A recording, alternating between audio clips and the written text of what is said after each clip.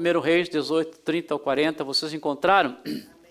Diz assim: então Elias disse a todo o povo. Quem que falou com todo o povo? Elias. Aproximem-se de mim. O que ele disse? Aproximem-se de mim. O povo fez o que, irmão? Ah, você está sem atenção. O que o povo fez?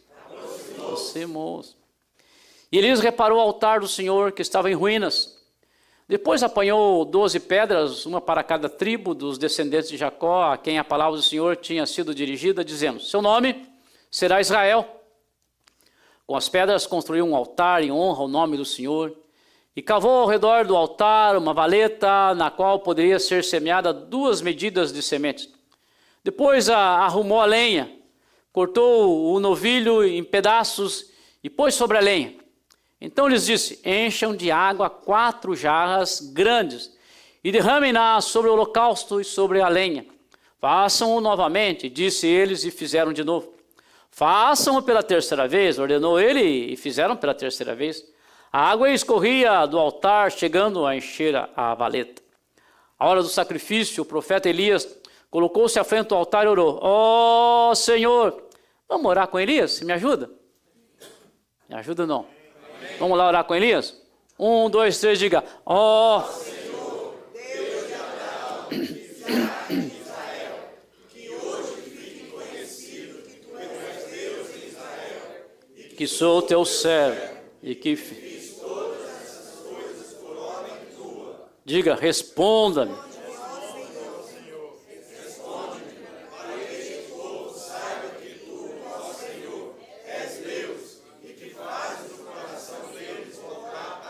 Amém. Até então o fogo do Senhor caiu, queimou completamente o holocausto, a lenha, as pedras, o chão, e também secou totalmente a água na valeta. Quando o povo viu isso, todos caíram prostrados e gritaram o que, irmãos? Ó Senhor é Deus. Não. Gritaram o que, irmão? Bem alto. O Senhor é Deus. O Senhor é Deus. Então Elias ordenou-lhes: prendam os profetas de Baal. Não deixe nenhum escapar. Eles os prenderam, Elias os fez descer ao riacho de Quizon e lá os matou. Amém. Fecha sua Bíblia. Me dê atenção aí por alguns minutos. Eu prometo para você que eu vou te liberar para você ir levar a tua esposa naquele restaurante bem caro, viu? Leva num bom. Se você gosta de comida italiana, leva num italiano. Se você gosta de churrasco, leva lá num rodízio hoje, né? Um negócio bacana aí. Deixa eu colocar os homens em problema, né? Veja, esse texto aí mostra o que foi o desafio proposto pelo grande profeta Elias aos profetas de Baal. Esse desafio consistia em fazer descer fogo do céu através de uma oração. E conforme você viu no texto comigo, né? Elias, o profeta, venceu o desafio. Deus mandou fogo que consumiu o altar. A repetição aqui é válida. Já, olha aí, está aí, está vendo? A repetição aqui é válida. Porque quando eu leio um texto como este, eu consigo me transportar e ver que coisa gloriosa. Pense um pouquinho comigo. Ver fogo descer do céu e consumir um altar. Sobrenatural. Extraordinário. Uma coisa que a gente não consegue, né? Nem chegar numa completa visão daquilo que aconteceu. Foi coisa gloriosa.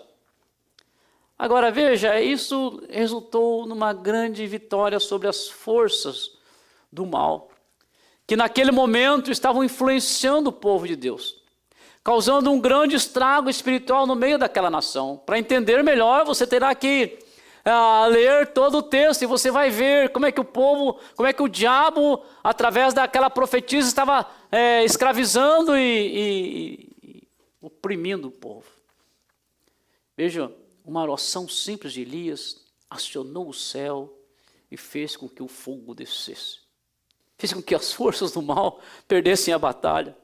Fez com que o nome do Senhor fosse glorificado e reconhecido como Deus verdadeiro. e o domínio das trevas fossem dissipados. Os profetas de Baal, todos morreram.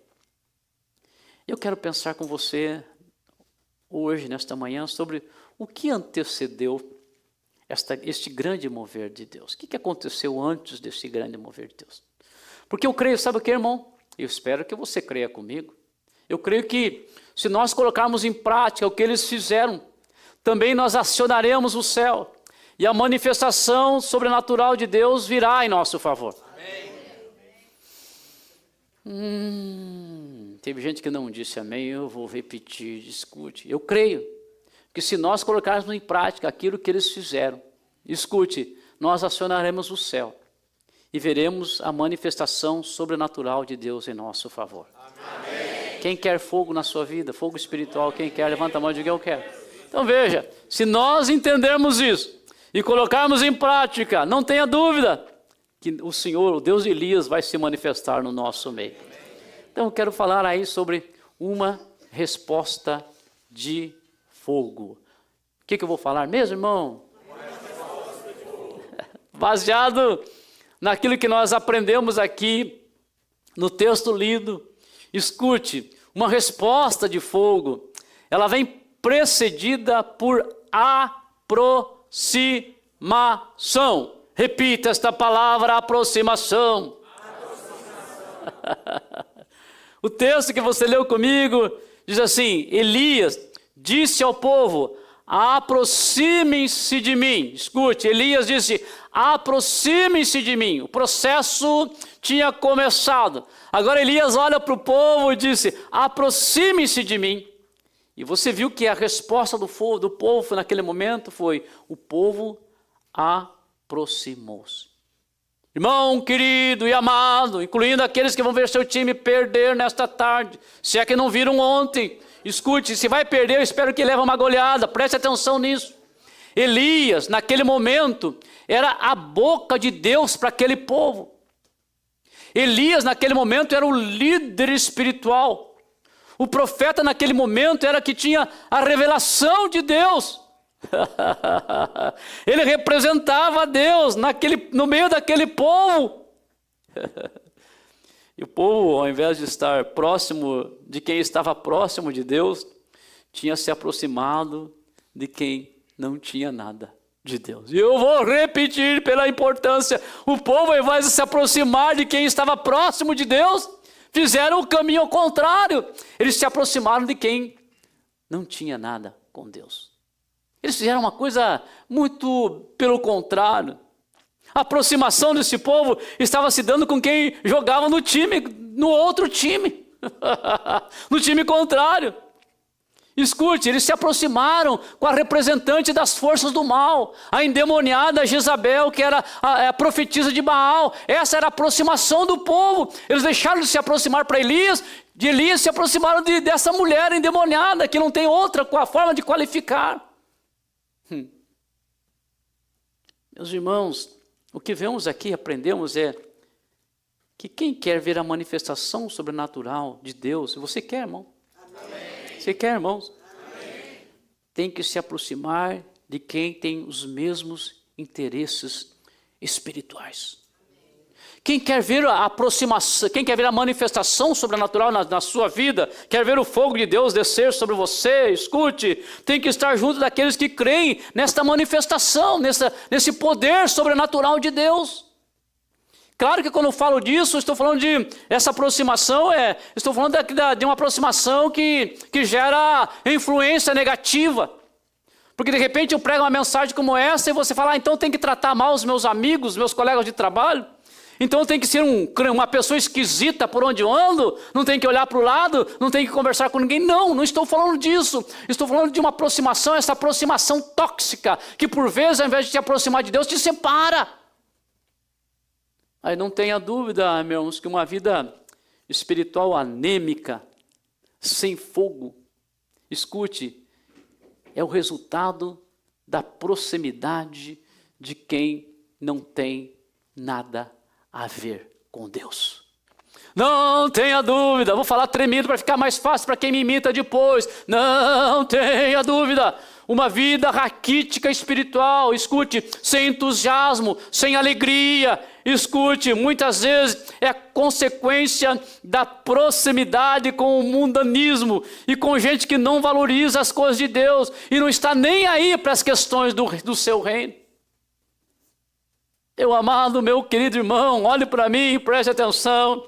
A nossa vida deve ser um movimento contínuo de distanciamento do que não agrada a Deus e de aproximação daquilo que não lhe agrada, daquilo que lhe agrada. Você se distancia daquilo que não agrada a Deus e você se aproxima daquilo que agrada a Deus. Sabe o que chama isso? A Bíblia chama, nas doutrinas bíblicas, chama de santificação. A santificação nada mais é do que isso, é progressivo. Você vai se distanciando do mundo, vai se distanciando do que não agrada a Deus e vai se aproximando do Senhor. Isto é santificação. Escute, irmão, você que quer experimentar aí o sobrenatural de Deus, que quer o fogo de Deus ardendo na sua vida, aprenda a se distanciar de quem ou do que não tem nada a ver com Deus. E se aproxime daquelas pessoas e daquilo de quem ama a Deus, daquilo que tem interesse pelas coisas espirituais, daquilo que está relacionado ao reino. Escute, quando eu penso nessa questão aqui de Elias, eu penso o seguinte: o povo estava longe, o povo estava distante, o povo estava mais próximo daquilo que não prestava do que as coisas de Deus. Aí Elias fala assim: vem para cá, vamos se juntar, irmão, em torno das coisas espirituais, vamos, levanta a mão e diga vamos. Escute, e aí Elias traz o povo, reúne o povo, aproxima o povo e adivinha o que aconteceu. Você não adivinha, né? Porque crente não adivinha, mas veja o que aconteceu. O povo se aproximou de Elias e houve uma manifestação sobrenatural, o fogo desceu. Irmão, se você quer fogo na tua vida, presença de Deus, manifestação do Senhor, se distancie daquilo que não presta e se aproxime de Deus e você vai ver a manifestação gloriosa de Deus na sua vida. E se você entendeu e crê, dê um aplauso forte para o Senhor Jesus.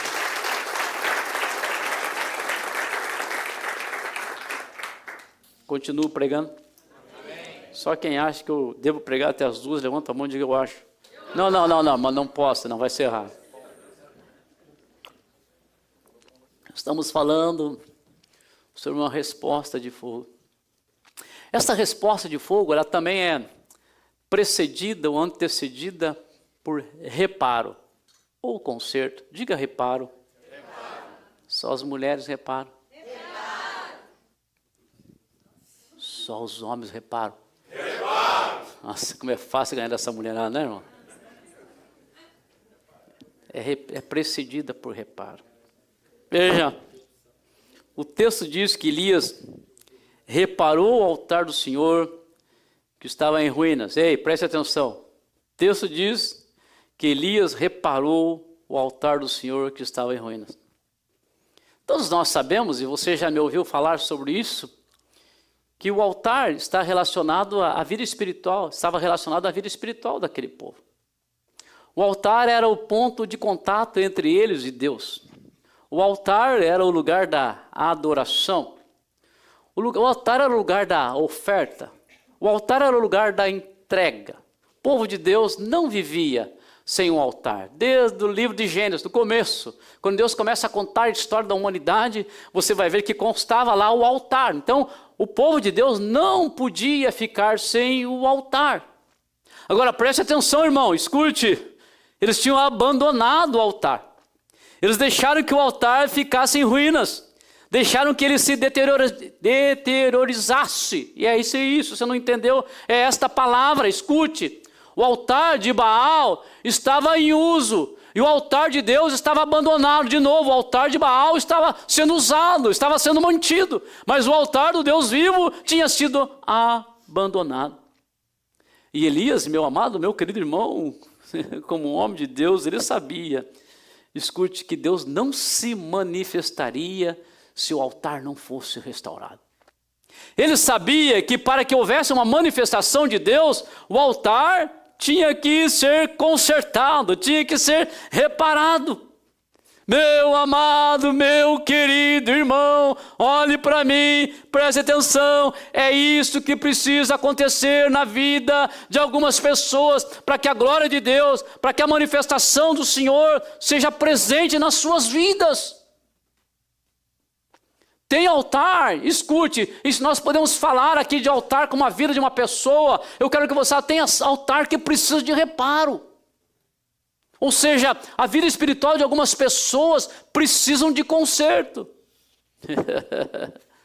E aí a pergunta é, quando que uma vida precisa de conserto? Claro que eu trago para você alguns exemplos, não posso mencionar todos aqui, mas deixa Deus completar, o Espírito Santo completar isso no seu coração. Quando que alguém precisa de um conserto? Quando a mágoa e a falta de perdão está aí presente nesse coração seu, aí você precisa de um conserto. Seu coração não consegue perdoar, tem uma amargura aí, escute, o seu altar está precisando de um conserto. Quando que um altar precisa de conserto, quando o materialismo está se tornando mais forte do que a tua espiritualidade, quando você valoriza mais o material do que as coisas espirituais, teu coração está precisando de conserto, tua vida precisa de conserto. Quando que precisa de conserto? Quando o orgulho, a soberba, a vaidade está tomando conta do coração de alguém. Escute, se você está por aí se ensoberbecendo, cheio de vaidade, cheio de orgulho, o teu coração, o teu altar precisa de conserto. Quando que um altar precisa de conserto? Quando o amor está sendo substituído pelo egoísmo. Quando a compreensão, a longanimidade está dando lugar à ira. Escute, quando que um altar precisa de conserto? Quando o palavrão e as expressões agressivas estão tomando lugar das palavras construtivas e de edificação. Escute, preste atenção, quando alguém está abrindo a sua boca para coisas que não edificam, para agredir, para ofender, escute, esse altar está quebrado e precisa de conserto. Agora, o que precisa acontecer? Escute, essa palavra é uma palavra de exortação. E eu me fecho naquele escritório e preparo a palavra para trazer para você. E quando eu me fecho naquele escritório, escute, eu sou exortado, Deus começa a tratar comigo. Antes de tratar com você, Deus trata comigo. Então, esta palavra é uma palavra de exortação. O que precisa acontecer? Irmão, escute, com honestidade e sinceridade. Você precisa fazer uma análise do teu altar e ver o que precisa ser reparado. Tem coisas aí neste coração que não... Ei, olha para mim, tem coisas neste coração aí que não agrada a Deus. Tem algumas ações, tem alguns costumes, tem alguns hábitos, tem alguns vícios, tem alguma coisa que está entristecendo o Espírito Santo. É a hora da igreja parar nesse momento e se autoanalisar. Escute, não sou eu que tenho que apontar para você e dizer aquilo que precisa consertar. Você precisa ter a presença do Espírito Santo e dizer, Senhor, isso está errado na minha vida e eu preciso acertar isso. Você aleluia, você repara o teu altar, você conserta aquilo que precisa ser consertado, e sabe o que vai acontecer? O fogo de Deus desce, oh aleluia, a manifestação sobrenatural de Deus vem, você é edificado, você é levantado, o céu se manifesta em teu favor, e se você entendeu, dê um aplauso forte para o Senhor Jesus.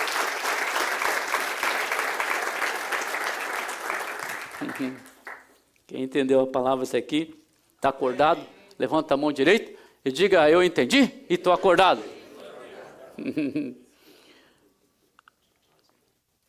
Estamos falando de uma resposta de fogo. Essa resposta, baseada naquilo que nós vimos aqui, ela é antecedida, ou ela é precedida por confronto com o mal e com uma vida dupla, ou com dualidade na vida espiritual. De novo, essa manifestação do fogo de Deus, ela é precedida aí pelo confronto com o mal e com uma vida dupla. Meus amados e meus queridos irmãos, eu não tenho tempo para falar para vocês sobre Jezabel. E quanto que esta mulher era demoníaca.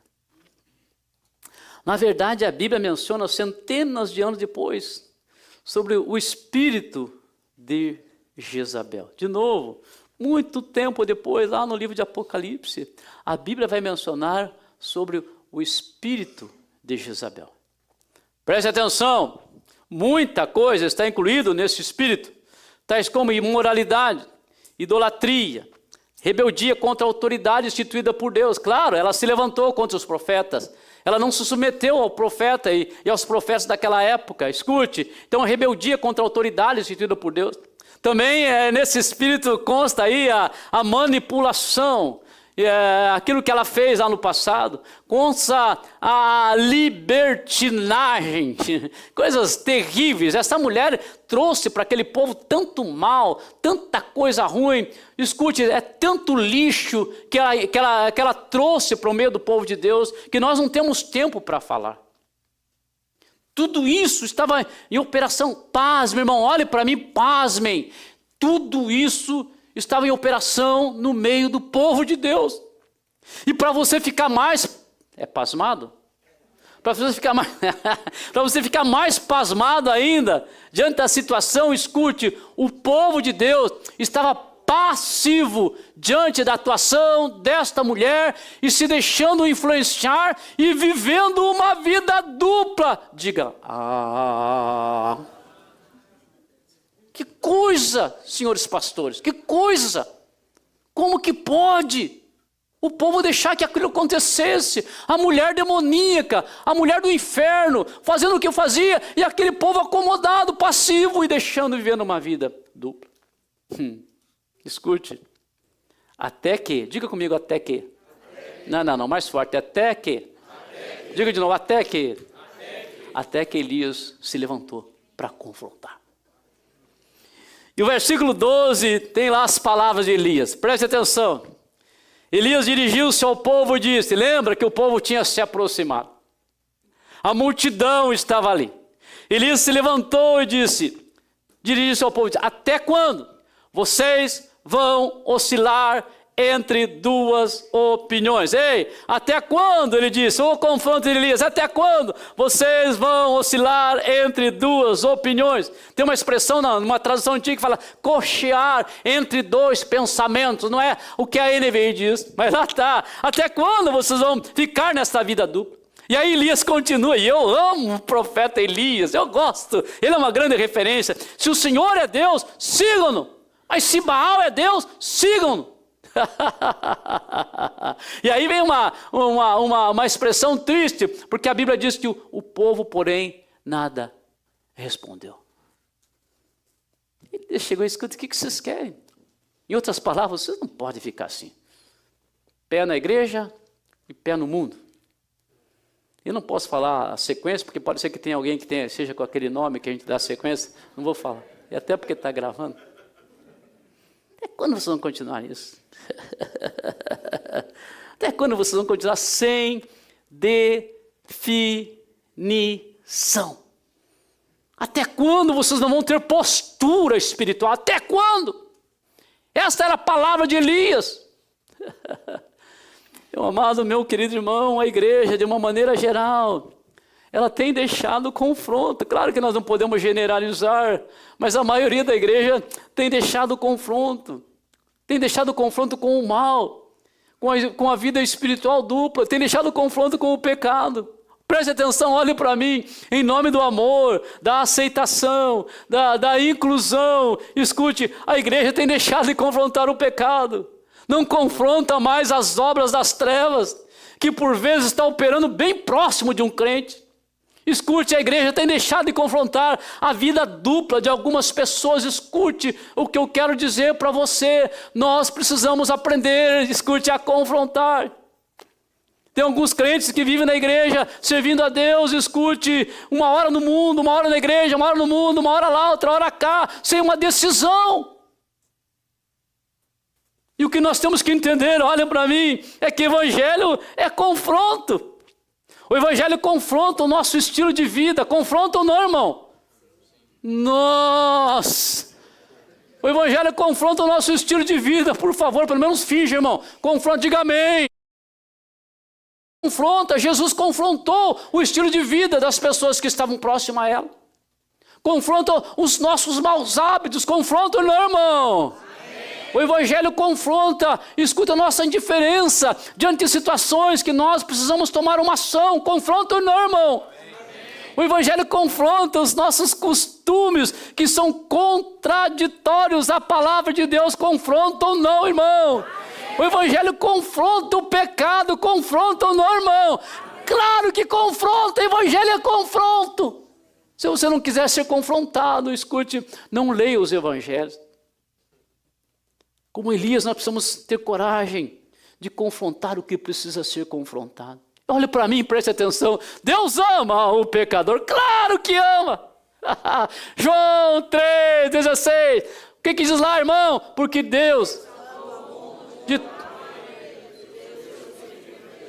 para que todo não pereça. Ama o pecador, mas olhe para mim, Deus odeia o pecado.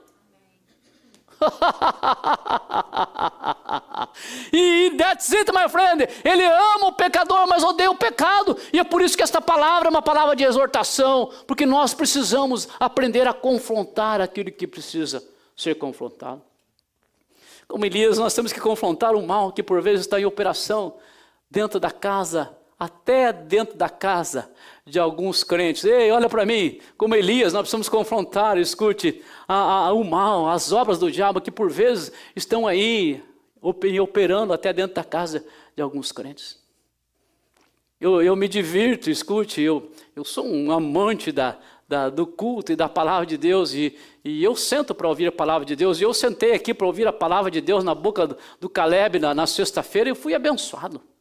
Caleb falou sobre Halloween, e ele falou do mal que é esta festa, e nós sabemos, irmão, escute, não precisa ser um teólogo profundo para saber que isso é do diabo. Mas escute, alguns crentes falam, não tem problema, meu filhinho de coelhinho, ai que lindo meu filhinho de coelhinho. Irmão, você sabe a origem? É demoníaca. Mas aí o que a gente tem que fazer? Não, porque é moda, porque tem igreja que faz, porque outros aceitam, então nós temos que aceitar. E aí a gente, sabe uma coisa? A gente bate as costas no diabo e fala, pode entrar na minha casa, venha, é fantasia de coelhinho mesmo, não tem problema nenhum. Tem que ter confronto, irmão. Se é do diabo, tem que confrontar. Nós não temos nada com ele, nós temos tudo com Cristo.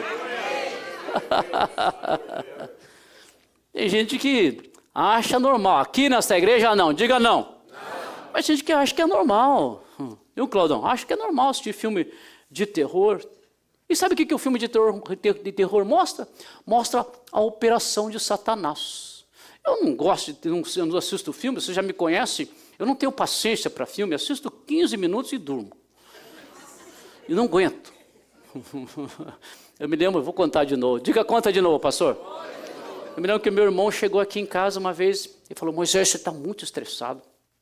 Você precisa parar, fazer alguma coisa diferente. Vamos assistir um filme. Tá bom, vamos assistir um filme.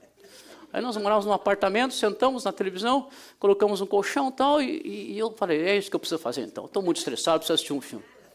Irmão, 10 minutos, eu dormi. E aí, no outro dia, ele insistiu de novo. Não, é um filme, então vamos assistir o filme de novo. Eu não sei quanto que durou, se durou 15 aquele dia. Dormi de novo. Escute, mas tem gente assim, que assiste um filme de terror, onde quem está operando lá é Satanás. É o diabo que está operando. A propaganda é do místico do inferno. E a pessoa está lá, o crente, irmão, em Jesus Cristo, assistindo e aplaudindo aquele artista que está trazendo coisas satânicas para a sua casa. Continua. Tem certeza? Amém. E aí tem gente que acha que é normal assistir esses programas na televisão. Especialmente as novelas, eu não sei mais como que está isso aí. A minha última foi Irmãos Coragem. Alguém assistiu aqui?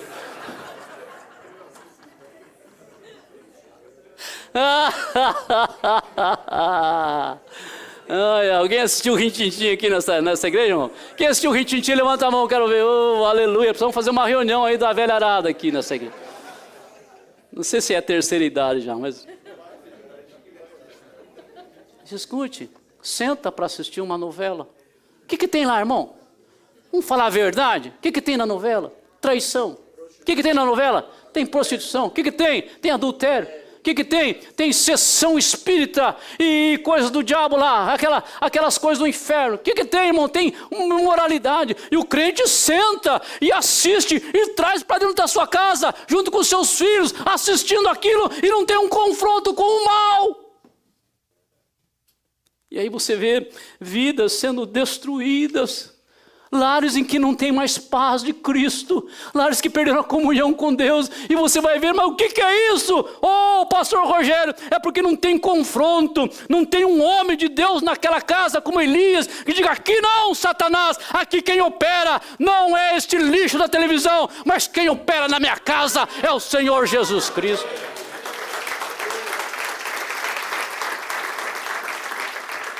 Mas tem crente, irmão, que acha que as coisas das trevas são normais. São normais. E não é normal, irmão, escute. Tem música, por exemplo, que as pessoas escutam por aí. Escute que o que fala lá está fazendo propaganda das coisas do inferno. Eu quero lembrar você que tem alguns músicos que antes de lançar uma música consagram isso ao diabo. A música é bonita? Porque claro, foi consagrada a Satanás. E tem gente que escuta essas músicas. Qual é a propaganda da música? A propaganda da música é a imoralidade. A propaganda da música é coisa que não presta. Mas tem gente, não. Pastor, não. Isso aí está todo mundo fazendo e eu vou fazer também. Irmãos, muitos estão achando normal o que não é normal e tem a ver com doutrinas do demônio. Mas Deus nesta manhã está buscando os Elias. Será que Deus está encontrando Elias aqui? Oh, aleluia.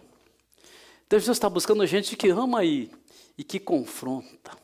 Que confronta. Irmão, tem que confrontar, escute, preste atenção. Tem que confrontar. E quando ele encontrar, escute, ele fará com que o fogo desça.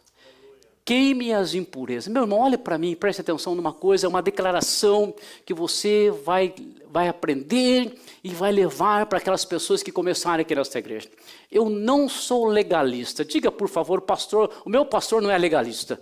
Eu não sou legalista. Esta igreja não é uma igreja legalista. Diga, nós não somos legalistas. Escute, nós temos a liberdade para servir a Deus. Eu fico pensando quanta coisa boa a gente faz aqui para se divertir e podemos fazer. Diga amém para isso. Claro que podemos, irmão, claro que podemos. Claro que podemos sem malícia, podemos brincar, podemos jogar. Agora está acontecendo algo extraordinário ali no centro de lazer. Estou vendo ali Deus usando os irmãos na hora do esporte e passo por ali e vejo as pessoas se divertindo. Claro que nós podemos se divertir. Mas nós nos divertimos, irmãos, sem ofender a santidade de Cristo. Esta igreja não é legalista, mas esta igreja é uma igreja que tem a doutrina da palavra de Deus. Escute, então preste atenção no que eu vou dizer para você agora, nesta manhã. Nós vamos confrontar sempre o pecado aqui nesta igreja. Vamos amar as pessoas, mas vamos confrontar. Está errado, tem que dizer que está errado. É pecado, nós chamamos de pecado. E quando tem alguma coisa de Satanás, nós não temos medo de Satanás, nós não temos nada com Cristo, e é por isso que esta igreja vai ver o céu aberto e o fogo de Deus cair aqui no nosso meio. E se você crê, aplauda forte o nome do Senhor Jesus. Aleluia, aleluia, aleluia, aleluia.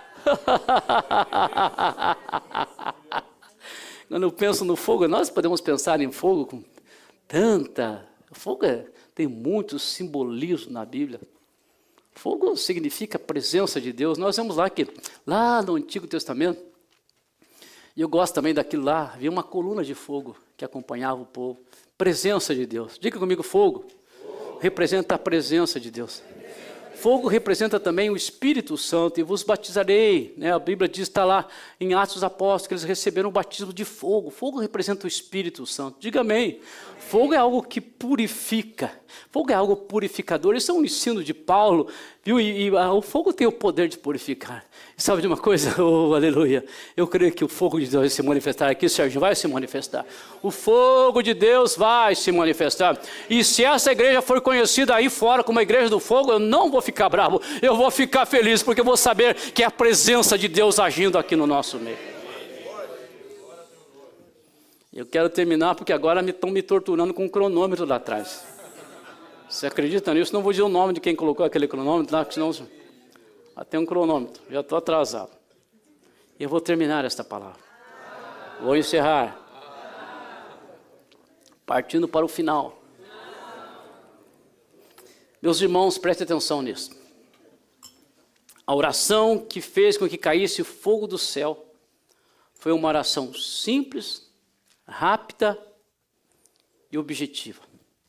Preste atenção nisso. Foi uma oração simples, rápida e objetiva. Olha a oração de Elias. Ele diz,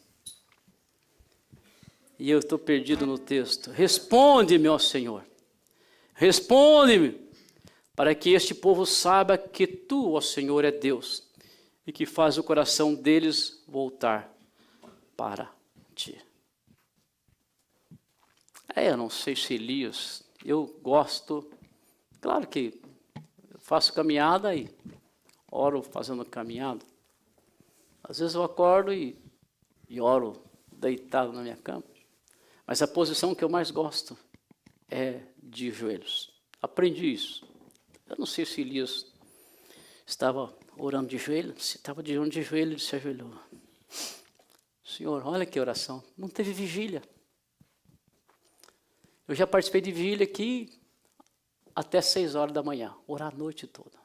Teve vigília. Eu não estou falando contra, graças a Deus que quem ora bastante, diga amém. Amém. Mas não teve vigília. Se ajoelhou. Orou. Ei, olhe para mim. Fique brabo com a palavra, não. Deixa a palavra te confrontar nesta manhã. Ela vai tirar algumas coisas que estão você atrapalhando o mover do Senhor. Mas Elias orou de forma simples, rápida e objetiva. E o fogo desceu. Por quê? Por quê? Sabe por quê? Porque Elias fez a lição de casa. Se queremos o fogo de Deus, temos que fazer a nossa parte. E uma vez feita a nossa parte, escute.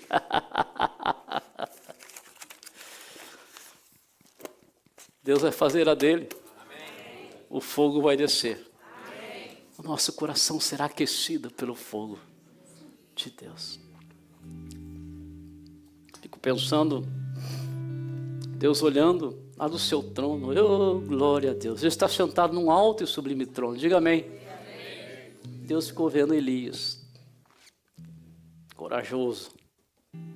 Não teve medo de Baal. Tem gente que tem medo aí das coisas das trevas, não confronta. Tem gente que tem medo. Deus olhou, corajoso.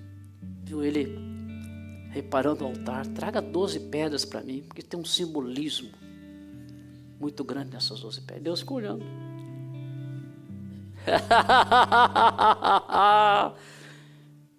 E Deus ficou olhando Elias trabalhando. Traga água, traga uma vez, 2 vezes, traz mais água aí. Porque o negócio vai ser completo aqui, não vai ser de qualquer jeito não. Vai queimar a água. Já viu queimar água? Pois é, se usa água para apagar o fogo. Aquela água foi como um combustível quase, para acender. Nossa, fez tudo o contrário, mas tá bom. Traga água. Trouxe água. E Deus olhando, Deus falou assim, nossa, ficou fácil. Porque ele fez a parte dele. Agora eu vou fazer a minha. Deus vai acender um fogo no teu coração.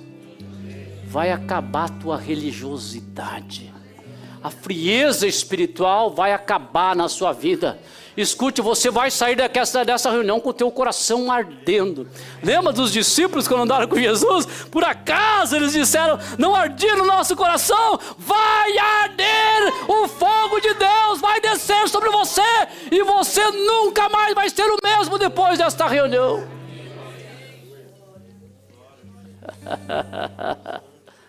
Aleluia. Aleluia. Aleluia. Aleluia. Levante a tua mão e grite aleluia. Aleluia. Nós estamos aqui tão sedentos de ti. Vem, ó Deus. Aleluia. Vem, ó Deus. enche este lugar.